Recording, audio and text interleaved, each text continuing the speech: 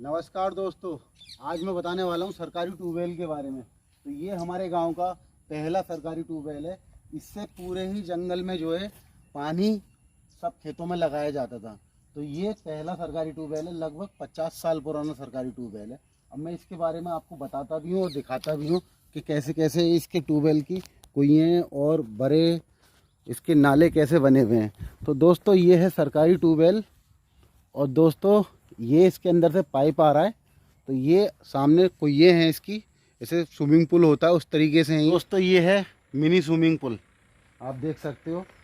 बचपन से हम इसमें ही नहाते हुए आए हैं। लगभग हमने 8-9 साल पढ़ाई करी थी और गांव में ही पढ़ाई करी थी। तो इंटरवल जब होता था तो हमारे गांव में स्कूल में 1 घंटे का इंटरवल होता था। दोपहर में जब गर्मी लगती थी स्कूल से डायरेक्ट यहाँ पे आते थे भाग के। तो भाई बहुत पिटाई भी बहुत हुई है हमारी घर पे, क्योंकि इसमें नहाने आते थे, घर वाले बहुत डरते थे।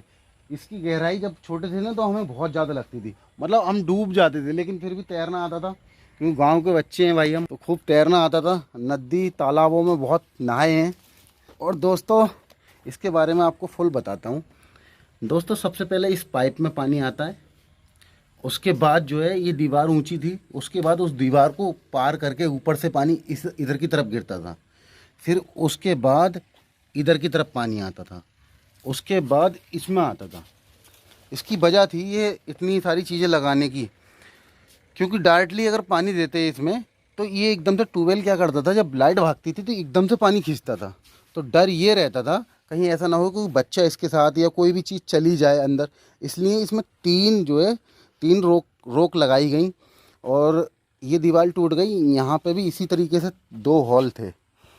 तो दोस्तों हमने यहाँ पे बहुत नहाए और बचपन की बहुत सारी यादें जुड़ी हुई हैं। छोटे छोटे थे तो बच्चों में लड़ाई भी होती थी हम में। तो दोस्तों इस ट्यूबवेल पर आके पुरानी यादें बहुत सारी ताज़ा हो गई।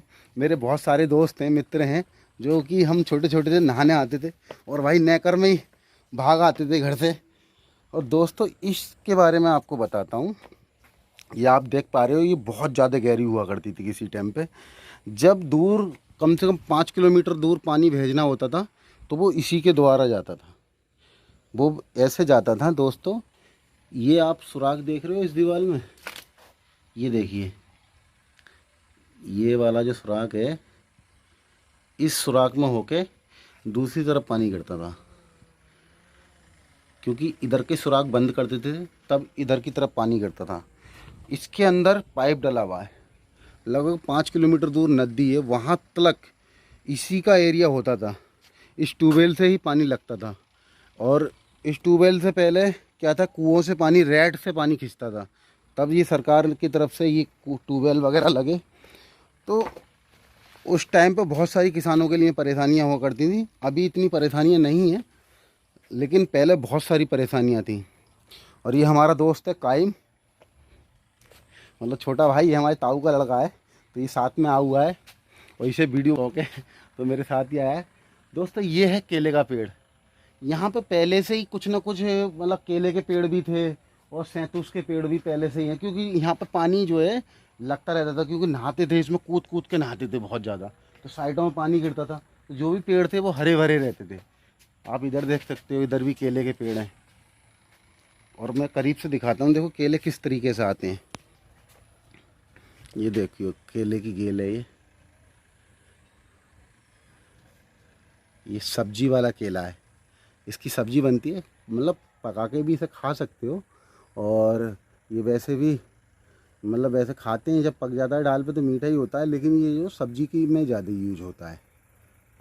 तो दोस्तों ये इसकी नाली थी और इसकी भी लगभग 4 किलोमीटर दूर तक थी ये। तो हम जब छोटे थे तब देखा था हमने कि बहुत बहुत दूर तक थी। लेकिन अब समय के साथ साथ साथ ये सब चीज़ बंद होती जा रही है, मतलब ये टूट गई सब, क्योंकि सबके अपने अपने ट्यूबवेल हैं।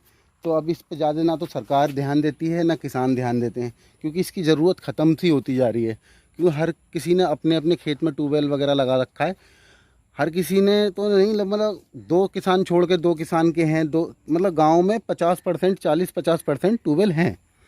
तो इसकी ज़रूरत इतनी रही नहीं, क्योंकि के ऊपर निर्भर थे सब किसान।